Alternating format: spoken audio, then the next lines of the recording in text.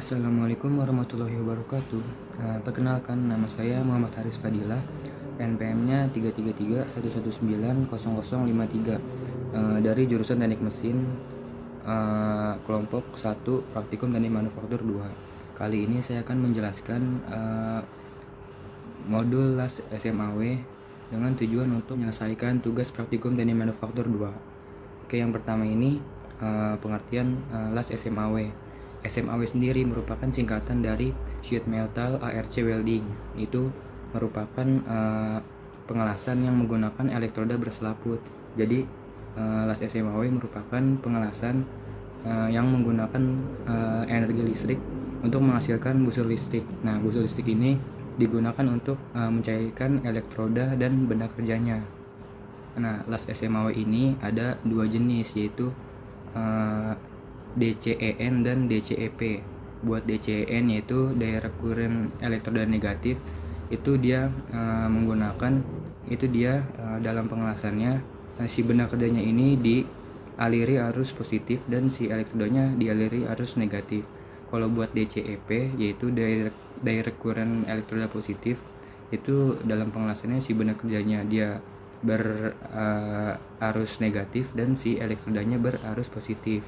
Nah, buat prinsip kerja dari proses pengelasan LAS SMAW ini, yaitu ketika elektroda didekatkan dengan benda kerja, maka akan terjadi lompatan-lompatan ion yang menghasilkan busur listrik.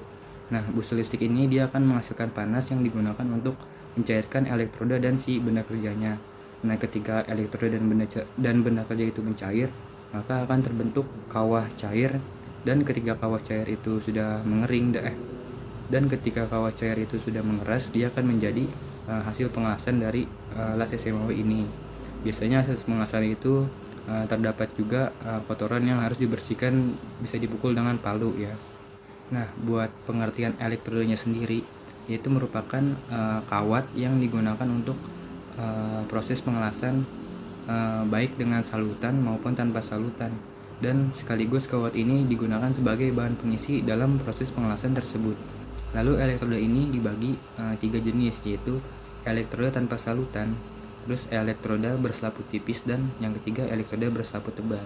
Nah, elektroda yang tanpa salutan ini sudah tidak digunakan lagi karena dalam proses pengelasannya itu menjadi lebih sulit dan hasil pengelasannya tidak baik. Jadi yang sering digunakan adalah elektroda berselaput tipis dan elektroda yang berselaput tebal. Lalu ada kampuh las.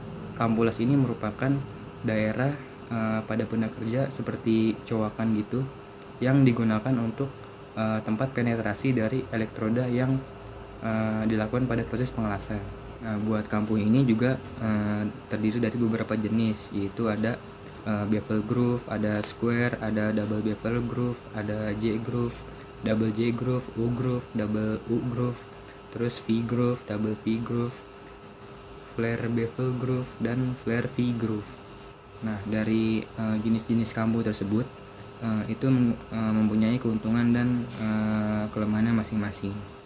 Selanjutnya saya akan membuat simulasi pembuatan kampuh berbentuk V groove dengan menggunakan pelat besi berukuran 8 mili. Pelat besinya ada 2 nih ya. Nanti bagian sini saya akan gerinda untuk membentuk sudut 30 derajat. Oke, langsung aja. Nah, alat yang digunakan untuk membuat kampuh adalah plat besi sendiri, ini sebagai bendanya. Lalu gerinda, alat-alat safety seperti sarung tangan, terus kacamata safety dan lain-lain, sama ragum kalau ada. Tapi saya nggak ada ragum, jadi saya menggunakan tang aja sebagai bahan penjepitnya. Oke, ini bendanya, ini gerindanya, ini tang, dan ini alat safety-nya saya menggunakan sarung tangan. Maaf ya, di sini agak berisik soalnya di pinggir jalan. Ini saya membuat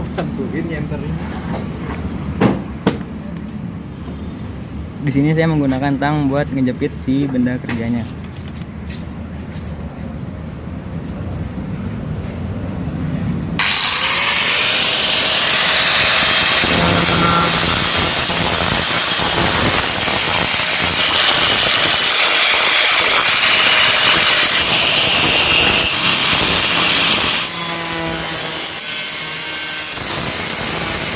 Oke, selanjutnya ini saya mau melakukan simulasi pengelasan.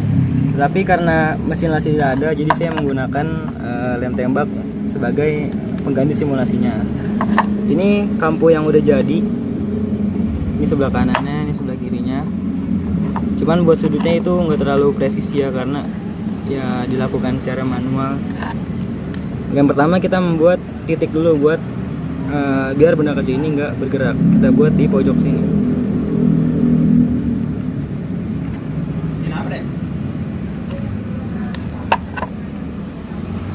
Oke, selanjutnya melakukan pengelasan root pass untuk menutup bagian bawahnya. Pengelasannya seperti ini.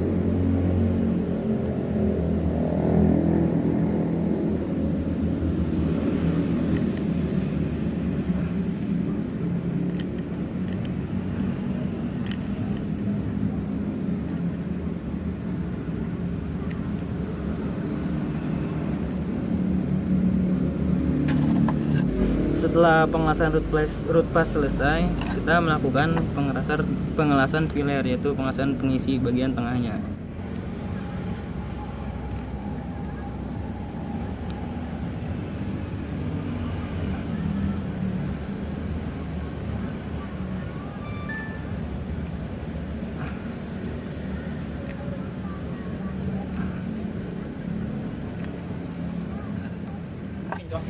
Oke, setelah pengelasan yang isi selesai, kita tinggal melakukan pengelasan capping, yaitu pengelasan penutupannya. Pengelasannya seperti ini.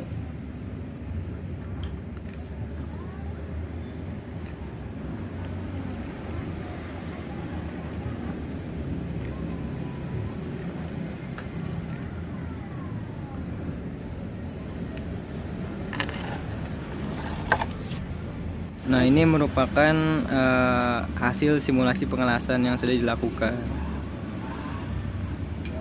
Ternyata lumayan kuat dipakai lem tembak. Ini kampuhnya. Ini pengelasannya. Nah, mungkin itu aja penjelasan dari saya. Kurang lebihnya mohon maaf. Wassalamualaikum warahmatullahi wabarakatuh.